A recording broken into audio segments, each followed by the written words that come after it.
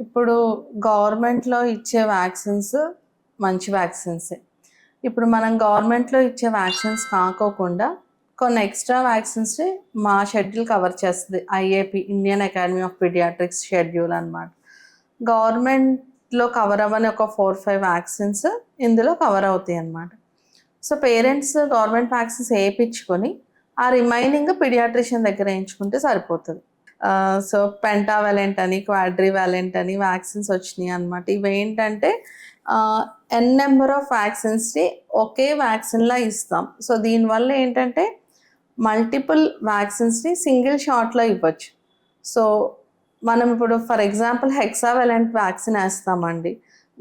గవర్నమెంట్‌లో మనం పెంటావాలెంట్ అని ఏస్తాం. సో, పెంటావాలెంట్ అంటే 5 it's a combination of 5 vaccines. మేము ఇక్కడ ఐఏపీ షెడ్యూల్ వేసే hexavalent vaccine combination of 6 vaccines.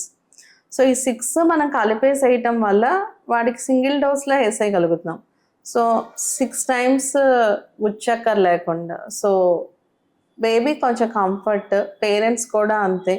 So, multiple doses ఇచ్చేయటం వల్ల కాస్ట్ కూడా తగ్గిద్ది. ఈ డీపీటీ వ్యాక్సిన్‌లో ఏంటంటే దీని కాంపోనెంట్ వల్ల కొంచెం ఫీవర్, పెయిన్ అవి ఎక్కువ చూస్తామనమాట. అదర్ వ్యాక్సిన్స్ కూడా ఒక్కొక్కసారి రావచ్చు. ఎందుకంటే ఇది కూడా ఒక లైక్ ఇన్ఫెక్షన్ లాగా. It's like body is exposed to that virus are bacteria. Okay. So, ఆ ఇమ్యూనిటీ డెవలప్ చేసుకునే క్రమంలో మనకది రెస్పాన్స్ అంతే. It's an immune response. Okay. Okay. Fever గానీ, పెయిన్ గానీ అంతే. సో, అది ఈజీగా నార్మల్‌గా మెడికేషన్ తీసుకుంటే తగ్గిపోతది.